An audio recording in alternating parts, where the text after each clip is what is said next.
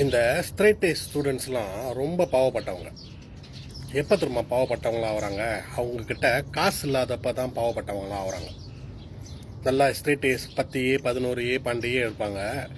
ஆனால் அவங்களால அவங்க என்ன படிக்க நினைக்கிறாங்களோ படிக்க முடியாமல், அது மணி பேக்கிங் இல்லாமல், அவங்களுக்கு பிடிக்காதையோ அவங்களுக்கு தகுதி இல்லாததையோ அவங்களோட குறைவான தகுதியான படிப்பெல்லாம் படிச்சுட்டு அவங்க லைஃப்பை கோவன் பண்ணுவாங்க. அந்த மாதிரி கதையில் ஒரு கதை இருக்குது. இவர் ஒரு அப்பா. இவர் என்கிட்ட அந்த கதையை சொல்கிறாரு. அவர் அவரோட மகன் 10A1 SPMல எடுத்திருக்கான். ஸோ அவங்க அப்பாட்ட சொல்லியிருக்கான், அப்பா நான் டாக்டர் ஆக போகிறேன்ட்டு.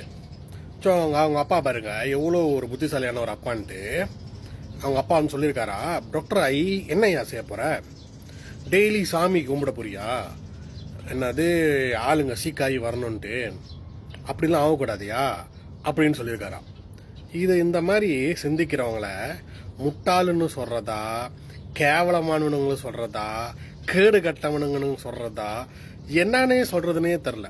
இப்போ நீங்கள் கல்யாணம் பண்ணிட்டீங்க வச்சுங்களா, உங்கள் பையன் 10A எடுத்து 10A1 சயின்ஸ் ஸ்ட்ரீமில் எடுத்து அப்பா நான் டாக்டர் ஆக போகிறேன்னு சொன்னால் நீங்கள் சொல்லுவீங்களா உங்கள் பையன்கிட்ட, என்னையா செய்ய போகிற? டாக்டர் ஆகிட்டு டெய்லி சாமி கும்பிட்டு போவியா கிளினிக்கு ஹாஸ்பிட்டலுக்கு, எல்லாம் என்னது சீக்காகி வரணுன்ட்டு? இது என்ன சிந்தனை? இது என்ன யோசனை? இந்த மாதிரி ஆளுங்களுக்கு என்ன தான் சொல்கிறது? அவங்களுக்கு என்னாச்சும் ஒரு பேர் வைக்கணும்.